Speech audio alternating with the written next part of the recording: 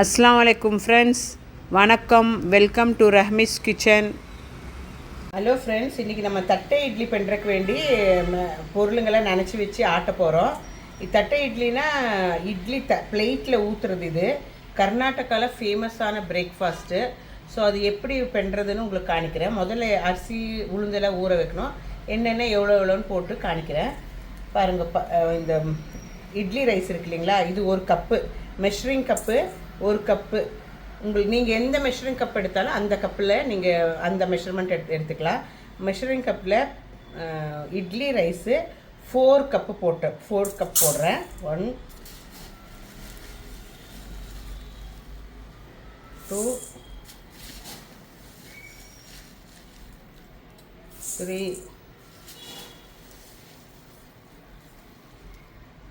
4 cup idli ரைஸ்க்கு 1 cup உளுந்து பருப்பு போடணும். இதுலேயே ஒரு கப்பு அவ்வளோ உளுந்து பருப்பு போடணும்.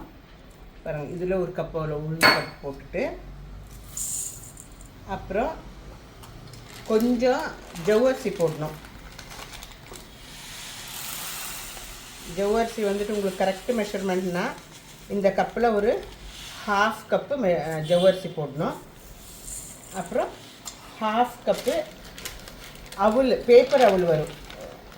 அவல் வந்துட்டு டிஃப்ரெண்ட் டைப் ஆஃப் அவல் வரும். இது இட்லிக்குன்னு போடுற அவல். இது அப்படின்னா பேப்பர் அவல், மெலிசாக இருக்குது. தண்ணியில் போட்டோன்னே அப்படியே கரைஞ்சி போயிடும். அந்த மாதிரி அவல் ஒரு 1/2 கப்பு போட்டுக்கோங்க. அந்த மாதிரி அவல் ஒரு 1/2 கப் போட்டுட்டு கொஞ்சம் வெந்தயம் போட்டுக்கணும். கொஞ்சம் வெந்தயம் போட்டுக்கணும். இதெல்லாம் போட்டு கழுகி நல்லா நனைச்சி வச்சிடணும். ஒரு 4 ஹவர்ஸ் ஊறின பிறகு ஆட்டி எடுத்துக்கலாம். நம்ம கிரைண்ட் நல்லா இப்படி வாஷ் பண்ணிடணும். ஒரு 2 to 3 டைம்ஸ் நல்லா வாஷ் பண்ணிடணும். நல்லா கழுகியாச்சு ஃப்ரெண்ட்ஸ். இதில் நம்ம பழைய சோறு இருந்தால் போட்டுக்கோங்க. கொஞ்சம் இப்படி போட்டுக்கோங்க. பழைய சோறு கொஞ்சம்னா ஒரு உங்கள் வீட்டில் பாருங்கள் இவ்வளோ போட்டுக்கணும். இது எனக்கு எவ்வளோ கணக்கு சொல்கிறது தெரியல. ஒரு பிடி எவ்வளோ போட்டுக்கோங்க. நல்லா ஸ்மூத்தாக வரும், சாஃப்டாக வரும், சீக்கிரம் புளிக்கும் இதுக்கெல்லாம். அப்புறம் நீங்கள் அவல் வந்துட்டு இந்த மாதிரி சோறு போடுற டைமில் போட்டாலும் கூட போதும். ஏன்னா அது நனைஞ்சிரும், ஊறிடும். அதனால அந்த டைமில் போட்டாலும் போதும். கழுகுறதுக்கு முன்னாடி போடணும்னு இல்லை. இது வந்து ஒரு 4 ஹவர்ஸ் நினச்சி வச்சுட்டு நம்ம ஆட்டி எடுத்துக்கலாம். இது நல்லாவே அப்படியே மூடி வச்சுருங்க, ஊறட்டும். ஓகே ஃப்ரெண்ட்ஸ், ஆட்டும் போது பார்க்கலாம். பாருங்கள் ஃப்ரெண்ட்ஸ், 4 ஹவர் ஆகிடுச்சு, நல்லா ஊறிடுச்சு. நம்ம கொஞ்சம் நான் மிக்ஸி ஜாரில் தான் அரைக்கிறது. எங்கள் வீட்டில் கிரைண்டர் இல்லை, ஸோ மிக்ஸி ஜாரில் தான் அரைக்குவேன். நல்லா வரும், இட்லி சூப்பராக வரும். அரைச்சிட்டு பாத்திரத்தில் போட்டு வச்சுக்கலாம். காலையில் பண்ணுறதுக்கு தான். இப்போ நான் அரைச்சிக்கிறேன். அரிசி போட்டிருக்கேன். இதில் பாருங்கள் ஃப்ரெண்ட்ஸ், மாவு நல்லா ஆடிடுச்சு. ஆடிட்டு ஒரு பாத்திரத்தில் போட்டு வச்சுருங்க. இப்படியே எல்லாமே அதே மாதிரி ஆட்டி எடுத்துருவோம். எடுத்துட்டு இந்த மாதிரியே எடுத்து போட்டுக்கணும். போட்டு ஆட்டி எடுக்கணும்.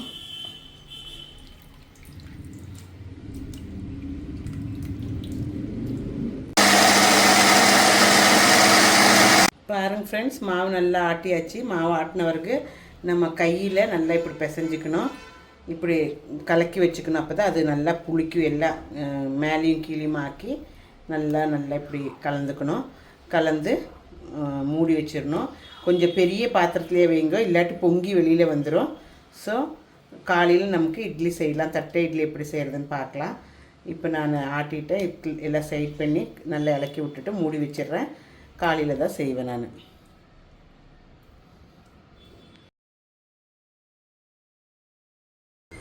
ஃப்ரெண்ட்ஸ் பாருங்கள், நேற்று நம்ம ஆட்டி வச்ச மாவு இப்போ திறக்க போகிறோம். இப்போ எப்படி இருக்குன்னு பார்த்துட்டு நம்ம இட்லி ஊற்றிக்கலாம். தட்டை இட்லி அச்சோ பொங்கிருச்சு ஃபுல்லாக. ஸோ பார்த்து பெரிய பாத்திரத்தில் வைக்கிறதே ரீசன் அதுதான், பொங்காமல் இருக்கிறதுக்கு. இப்போ இப்படி பொங்கி இருந்தால் இப்படி கொஞ்சம் கரண்டி விட்டு இப்படி பண்ணிங்கன்னா கொஞ்சம் இறங்கிக்கும். இதில் சூப்பராக வரும் இட்லி.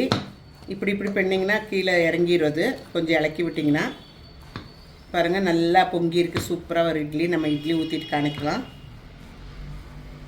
பாருங்கள் ஃப்ரெண்ட்ஸ், தேவையான மாவு எடுத்து உப்பு போட்டு இப்படி கலந்து வச்சுக்கோங்க. அப்புறம் நம்மளோட தட்டை இட்லி. இது ஆக்சுவலி தட்டை இட்லினா பிளேட்டில் ஊற்றுறது இட்லி. இது நான் என்கிட்ட இருக்கிறது இந்த மாதிரி இட்லி செட்டு, இட்லி பண்ணுற பாத்திரம், அதுக்கு அந்த பிளேட்டு.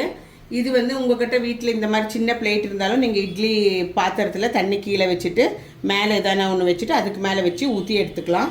இல்லாட்டி இந்த மாதிரி இருந்தாலும் ஊற்றிக்கலாம். இந்த மாதிரி வேறு செட்டும் கூட கிடைக்குது இப்போ எல்லா கடைகளில். இதில் கொஞ்சம் எண்ணெய் தேய்ச்சிக்கணும், கொஞ்சமாக எண்ணெய் தேய்ச்சிக்கணும், இல்லை கொஞ்சம் பட்டர் தேய்ச்சிக்கலாம், இல்லை கொஞ்சம் இல்லாட்டி நெய் தேய்ச்சிக்கலாம், ரொம்ப நல்லாயிருக்கும். இப்படி கொஞ்சமாக தேய்ச்சிக்கிட்டு நம்ம இட்லி ஊற்றிக்கலாம். தட்டை இட்லி நல்லா தேய்ச்சிட்டு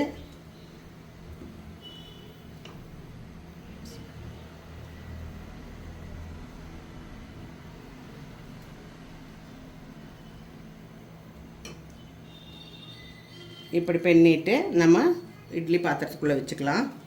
தண்ணி இதுக்குள்ளே ஊற்றிருக்கு, கொதிக்குது. நம்ம இப்படி ஒன்றா அரேஞ்ச் பண்ணி வச்சுக்கலாம்.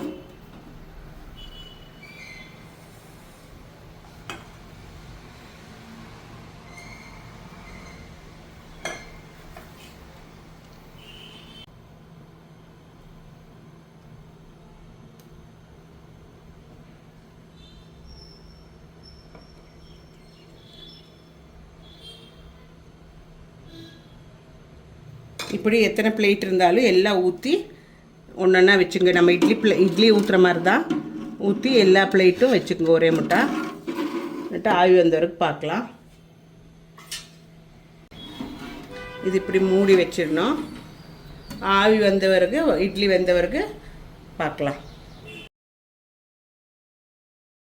வந்துருச்சு, நம்ம வெந்துருச்சான்னு பார்க்கலாம். கை காவி அடிக்காமல் பார்த்து பத்திரமா எடுத்துக்கோங்க. கை காவி அடிச்சிட போகுது.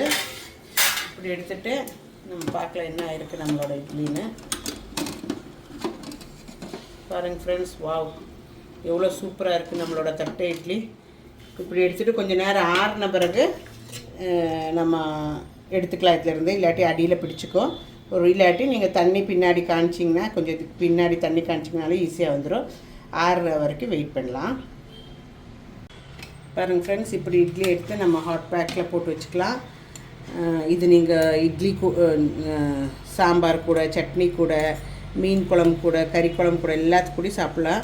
ரொம்ப நல்லாயிருக்கும் டேஸ்ட்டாக.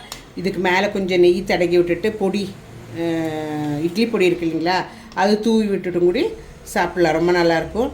நான் சட்னி பண்ணணும். இது சட்னி பண்ணும் போது காணிக்கிறேன் சாப்பிட்றது. பாருங்கள் எவ்வளோ நல்லாயிருக்கு இட்லி. பாருங்கள் எப்படி சூப்பராக வந்துடுச்சு பார்த்தீங்களா. இது இப்படி ஒன்று வச்சு சாப்பிட்டுக்க வேண்டியதான்.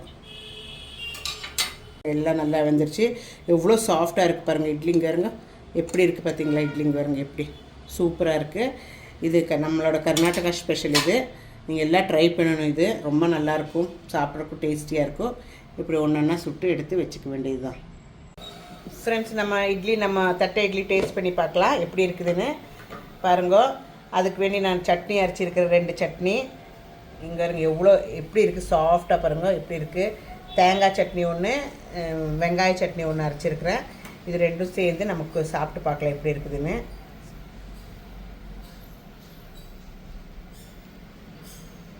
எவ்வளோ எம்மியாக இருக்குது பார்த்தீங்களா. இட்லியும் சாஃப்டாக ரொம்ப நல்லா இருக்குது. எப்படி இருக்குதுன்னு பார்த்தோம். நீங்கள் சாம்பார், இட்லி, மீன் சாறு எதில் வேணுமானாலும் சாப்பிட்லாம். ஆனால் இட்லிக்கு இப்போ சட்னி தான் பண்ணியிருக்கிறேன். பாருங்கள் எப்படி பிச்சனை எப்படி வருதுங்க பாருங்க பார்த்தீங்களா. இப்படி எடுத்து சாப்பிடணும். சூப்பராக இருக்குது ஃப்ரெண்ட்ஸ். நீங்களும் கண்டிப்பாக வீட்டில் ட்ரை பண்ணுங்க. ரொம்ப எம்மியான பிரேக்ஃபாஸ்ட்டு, லைட் பிரேக்ஃபாஸ்ட்டு. உங்களுக்கு என்னோடய சேனல் ரஹமேஸ் கிச்சன் இஷ்டாச்சுன்னா லைக் பண்ணி ஷேர் பண்ணி கமெண்ட்ஸ் பண்ணுங்க. மீண்டும் அதர் வீடியோவுடன் உங்களை நான் சந்திக்கிறேன். தேங்க்யூ, டேக் கேர், பாய்.